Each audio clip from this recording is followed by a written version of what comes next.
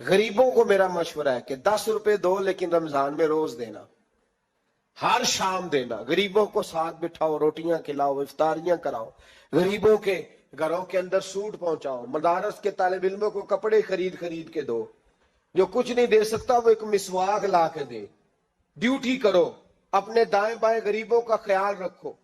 جن گھروں میں اکثر دیکھتے ہو کہ دال کا شاپر جاتا ہے، وہاں رمضان شریف میں صبح صبح گوشت پہنچاؤ، مہربانی کرو۔ غریب امیر تو کسی کو تب دے گا جب اس نے ووٹ لینے ہوں گے، وہ تو وہاں زکوٰۃ دے گا جہاں سے اسے پتا ہوگا کہ میری تعریف اچھی ہوگی، وہ تو مسجد میں اس وقت خرچ کرے گا جب اس کا نام بار بورڈ پہ لکھا جائے گا۔ غریبوں، تم نے ظلم کیا ہے۔ اگر تم اپنی 4 غریب بھائی مل کے ایک غریبنی بہن کا خیال رکھتے تو اس غریبنی کو محلے کے چودھری کے پاس نہ جانا پڑتا۔ اگر 4 غریب بھائی ایک غریب بھائی کا خیال کر لیتے، تھوڑے تھوڑے جو صاحب حیثیت تھے، تو وہ مجبور نہ ہوتا۔ مہربانی کرو۔ حضرت عبداللہ ابن عمر رضی اللہ تعالیٰ عنہ ہر روز مدینے کے مسکینوں کو ڈھونڈ کے لاتے تھے، فرماتے تھے کہ ان کو ایک تھیلا دینا میں عزت نہیں سمجھتا، ڈھونڈ کے لاتے غریبوں کو اور اپنے سامنے دسترخوان بچھاتے رمضان میں، اور پھر ان پہ کھانے چنتے اور فرماتے غریب کھائیں گے تو میرا اللہ راضی ہوگا، ساتھ بٹھا کے کھلاتے۔ ایک بڑی عجیب بات ہو گئی، گھروں میں ہو جاتی ہے، جن گھروں میں زیادہ مہمان آتے ہیں وہاں یہ مسئلے بن جاتے ہیں۔ ایک دن زوجہ کہنے لگی کھانا آپ کا یہ آج مہمان کو نہ لائیے گا۔ کہہ دیتی ہیں نا بیویاں کبھی کبھی، یہ نافرمانی نہیں۔ اگر آپ کو کھڑا کیا جائے نا رمضان میں روزہ رکھ کے باورچی خانے تو لگ پتا جائے، اس کو نافرمانی نہ سمجھے، بیوی نے پکا کے نہیں دیا جی۔ تو حضرت عبداللہ ابن عمر کی زوجہ کہنے لگی آپ کا کھانا ہے، مہمانوں کا کوئی نہیں۔ تو حضرت عبداللہ ابن عمر کہنے لگے اللہ تجھے جزا دے، تو روز پکا کے دیتی ہے، چل اس طرح کر، مجھے سرکہ اور کھجور دے دے، روٹی میرے مہمان کو دے دے۔ تو آپ کی زوجہ رو پڑی، کہنے لگی اگر آپ افطاری والوں کا اتنا خیال کرتے ہیں تو میں نہ کروں، مجھے 10-20 منٹ کا ٹائم دے، میں اپنے اوپر وزن بوجھ ڈالوں گی، میں تھوڑی مشقت میں پڑوں گی، لیکن مہمانوں کے لیے افطاری کا ضرور بندوبست کروں گی۔ ہمارے ہاں تو افطاریاں بھی سیاسی ہیں، ووٹ اکٹھے کرنے کے لیے افطاریاں، اور ڈرو اللہ سے۔ کس کس نام پہ لوگ دنیا داری کریں گے، کس کس نام؟ غریبوں کو کھلاؤ کھانا جن کو سارا سال گوشت ملتا ہے ان کی۔ میں کل یونیورسٹی میں کہہ رہا تھا کہ بڑا ہاتھی ہوتا ہے پر بادشاہ شیر ہوتا ہے، اس لیے کہ شیر ہفتے میں ایک دن گوشت کھاتا ہے، اگر روز کھائے نا تو اس سے بھی نہ اٹھا جائے، جس طرح ہم سے نہیں اٹھا جاتا، اس سے اٹھا کوئی نہ جائے، وہ ہفتے میں ایک دن کھاتا۔ مگرمچھ سب سے دلیر جانور ہے دریائی جانوروں میں سے، لیکن 24 گھنٹے میں 700 گرام کھانا کھاتی ہے، اور شیر کا بھی پنجہ پکڑ لے تو شیر چھڑا نہیں سکتا، روٹی کھا کھا کے تو حال ہی کوئی نہیں قوم کا۔ تو مہربانی فرمائے، فاقہ آپ کو طاقتور کرے گا، اور جتنا زیادہ انسان کھاتا ہے شہوانی قوتیں زیادہ ہوتی ہیں، اس لیے نبی پاک نے کہا تھا نوجوانوں کو یا شادی کر لو یا روزے رکھا کرو۔ اگر زیادہ روٹیاں کھاؤ گے تو تمہارے اندر نفسانی اور شہوانی قوتیں زیادہ پروان چڑھیں۔ تو مہربانی فرمائے رمضان میں غریبوں کے فاقوں کا خیال کریں، انہیں پہنچا کے آئیں، گھر جا کے دے کے آئیں۔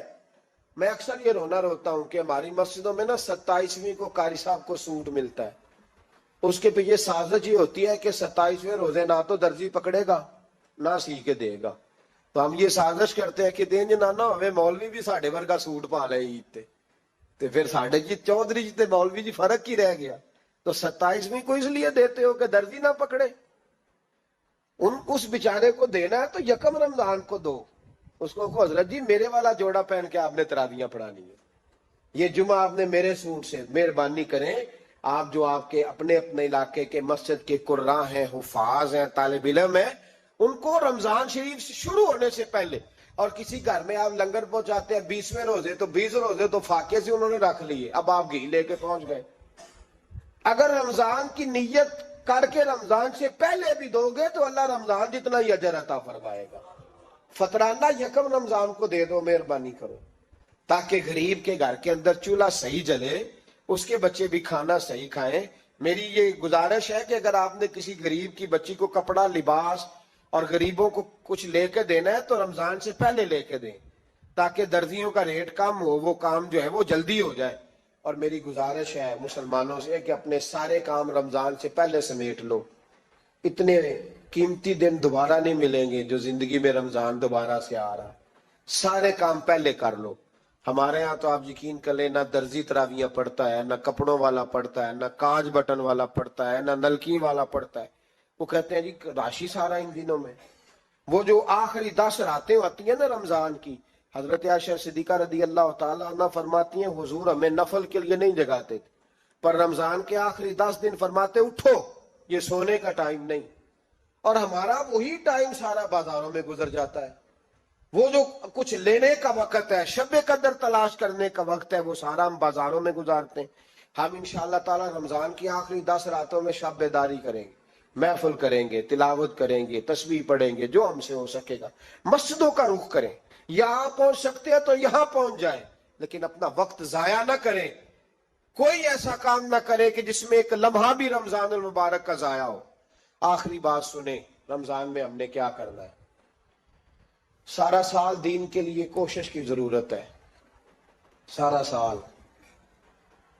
ہم جب کہیں جا کے دین کی بات کرتے ہیں تو ہمیں ایسا لگتا ہے کہ یہ لوگ بیچارے ترس رہے تھے کہ کاش کبھی پہلے ہمیں بات سننے کو ملتی۔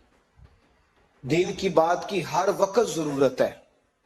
رمضان کے اندر لوہا گرم ہوتا ہے، کیوں بھلا؟ شیطان قید ہو جاتا ہے۔ پہلے جب دین کا کام ہوتا ہے تو دو قوتیں آپس میں لڑتی ہیں۔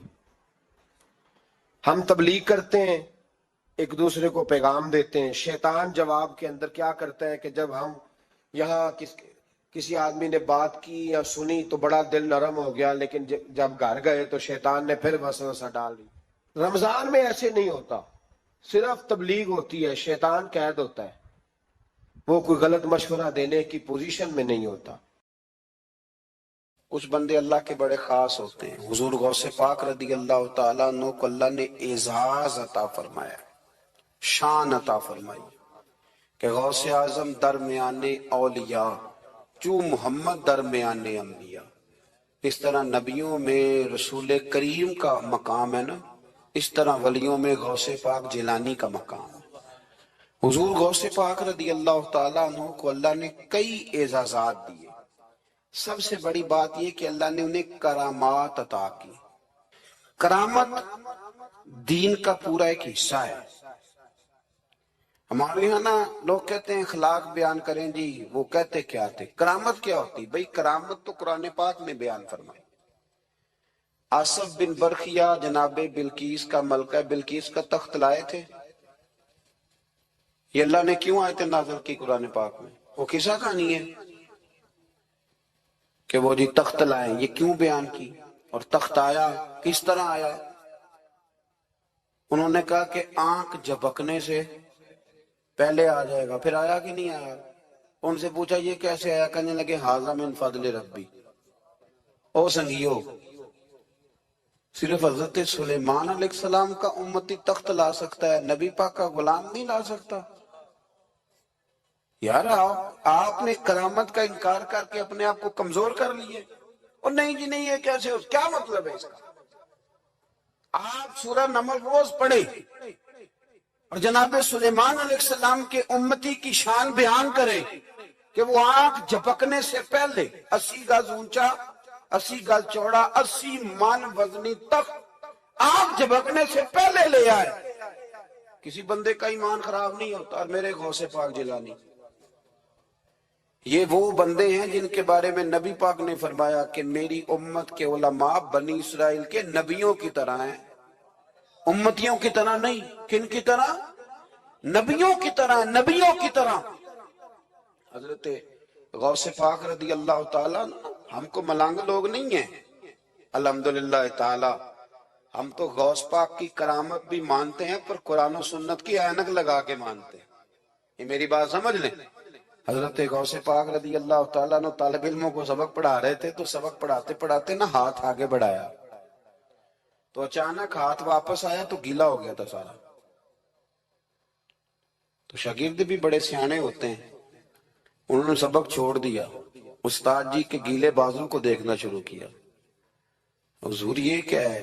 تو غوث پاک بھی غوث پاک تھے، ہر بندے کا ہاضمہ اتنا اچھا نہیں ہوتا کہ اس کو ہر بات ہضم ہو جائے، کئیوں کو بد ہضمی بھی بڑی سخت ہوتی ہے، کھٹے کھٹے ڈکار آتے ہیں بات سن کے، کانوں سے دھواں بھی نکلتے ہیں کئی دفعہ۔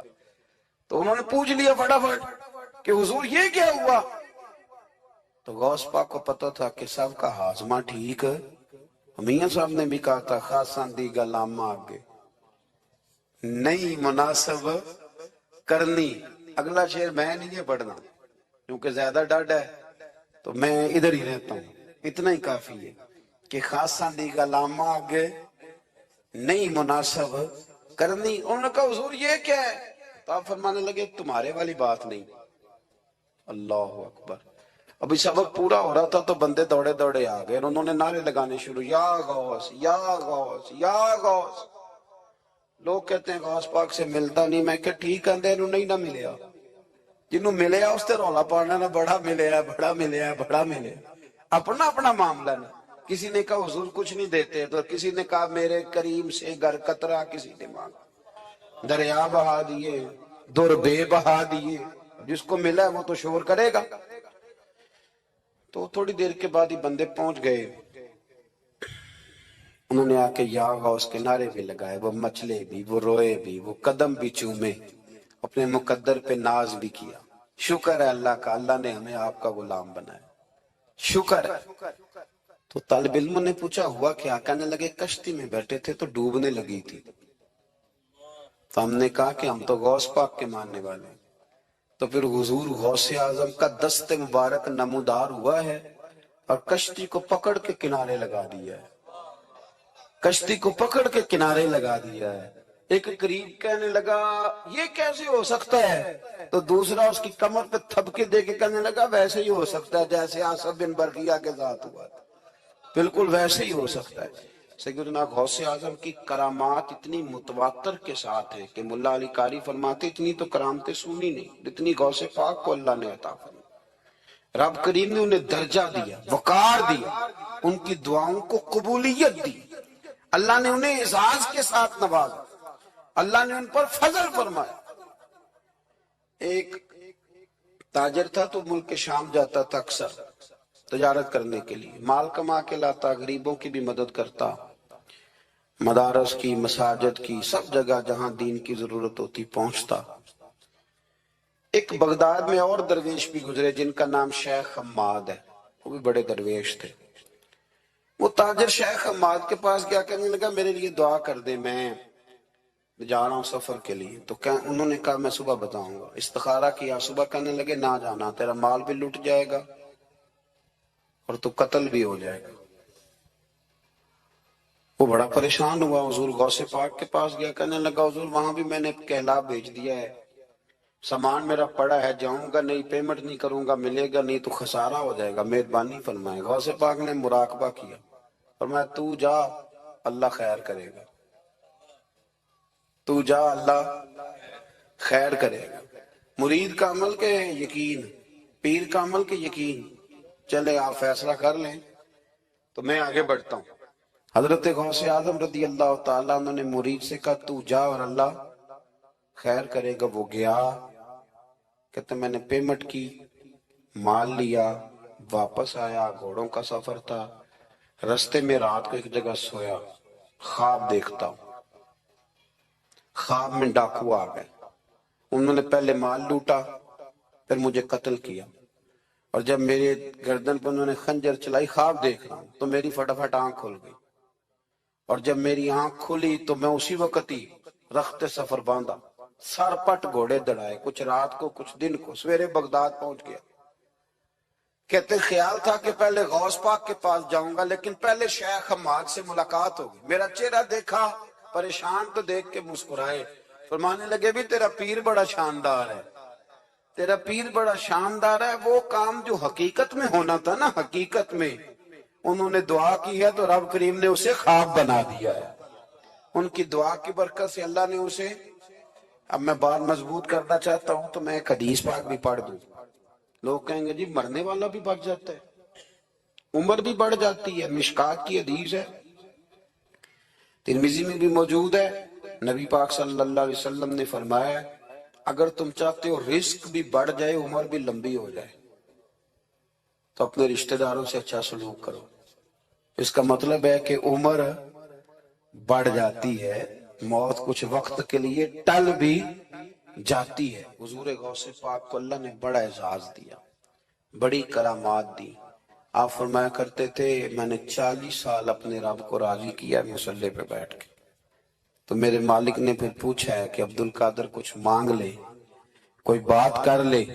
तो सैयदना गौसे आजम रदी अल्लाह ताला अन्हु फरमाते हैं कि मैंने फिर अपने रब करीम की बारगाह में अर्ज किया, मालिक जो कयामत तक मुझसे मोहब्बत करे, फजल करना उसे बगैर तौबा के मौत ना देना। तो मेरे रब ने मेरी इस दुआ को शर्फ़े कबूलियत अता फरमाया कि जो मुझसे प्यार करेगा, मेरा नाम लेगा, वो बगैर तौबा के नहीं मरेगा। जिन्नात भी आपकी बारगाह में हाजिर होते, आपको शेख बहरो बर कहा जाता है। जब आपने मिंबर पर बैठकर ये ऐलान फरमाया ना कि मेरा ये कदम हर वली की गर्दन पर है, तो खुरासान के जंगलों में मोइनुल मिल्लत वद्दीन अताए रसूल हिंदुल वली ख्वाजा मोइनुद्दीन अजमेरी मौजूद थे। तो वहां ऐलान करने लगे, कहने लगे गौस पाक सिर्फ गर्दन पे क्यों, आप मेरी आंखों पे भी कदम रखें, मेरे सर पे भी कदम रखें। अल्लाह ने इन औलिया को बड़ा इजाज दिया, इन्हें अल्लाह ने बड़ी शान दी। अपनी निस्बत अल्लाह के बंदों से मजबूत रखें। जरूरी नहीं कि आप किसी जगह मुरीद ही होंगे तो आपकी निस्बत मजबूत होगी। आप ख्वाजा मोइनुद्दीन से प्यार करें, आप हजरत बहाउल्लाह नक्शबंद बुखारी से प्यार करें, दाता अली अजमेरी से प्यार करें, आप गौसे पाक जिलानी से, आप अल्लाह के नेक बंदों से मोहब्बत करें, उनका तज़किरा सुनें। अब तो पूरी मुहिम चली हुई है अल्लाह के बंदों के खिलाफ। लोगों ने ऐसा वार चलाया कि बस जी कुछ भी नहीं जी, आप छोड़ें, आप डायरेक्ट किताब और सुन्नत को पढ़ें, कोई भी नहीं जी, कोई वली नहीं। तो फिर वो जो इतनी आयतें हैं, वो हदीसें, वो सारा कुछ, इसका मतलब है उम्मत में वली होते ही नहीं। तो अला इन्ना औलिया अल्लाह ला खौफुन अलैहिम वला हुम यहज़नून का क्या माना, इसका क्या मतलब? आपने तो मिलिया मेट कर दिया, सारा पूरी मुहिम चली। अल्लाह के बंदों से प्यार करें, और मेरे नबी पाक सल्लल्लाहु अलैहि वसल्लम ने फरमाया जो जिससे प्यार करेगा क़यामत के दिन उसी के साथ उठाया जाएगा। और हजरत अबू ज़र ग़िफ़ारी ने अर्ज किया था, या रसूलल्लाह अगर वो उन जैसे अमल न भी करे तो फरमाया अल्लाह बड़ा करीम है, ईमान की सलामती से जाए अल्लाह उनके साथ ही खड़ा फरमा दे। हजरत मुहद्दिस आज़म पाकिस्तान मौलाना सरदार अहमद साहब रहमतुल्लाह बड़े मसरूफ आदमी थे, पर बुढ़ापे के आलम में भी ना शेखुल हदीस थे। शायद इतने किसी के शागिर्द दुनिया में हों जितने हजरत के थे। हर जुमेरात को फैसलाबाद से लाहौर आते थे दाता साहब के मजार पे हाजिरी दे, हर जुमेरात। इतना चंद दिन पहले हमारे एक बुजुर्ग अफ्रीका से आए हुए थे, अफ्रीका से। तो पूछा हजरत जी खैरियत से आना हुआ? तो कहने लगे पहला मकसद तो दाता साहब के मजार पे हाजिरी देना और बाकी उसके बाद। तो हर जुमेरात को हजरत मुहद्दिस आज़म रहमतुल्लाह अलैह आते थे, हर जुमेरात। एक मौलवी साहब ने एक दफा शोशा छोड़ दिया लाहौर में कि दाता साहब की कब्र तो किले में। लोग शोशा छोड़ते रहते हैं ना कि चलो किसी तरीके से बंदे हटाए जाएं, पर जिनकी मोहब्बत अल्लाह दिलों में पैदा करे उनसे कैसे हटाया जाए? वो जी इधर कब्र ही नहीं, वो तो किले में है।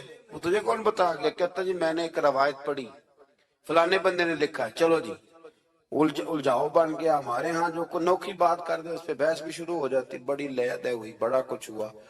सैयद अबुल बरकात शाह साहब एक बहुत बड़े आलिम गुजरे हैं, दाता साहब के मजार से थोड़ा सा आप आगे बढ़े तो हिजबुल अनाफ बहुत बड़ा मदरसा है, उसके वो शेखुल हदीस थे, आला हजरत के खलीफा थे, सैयद थे।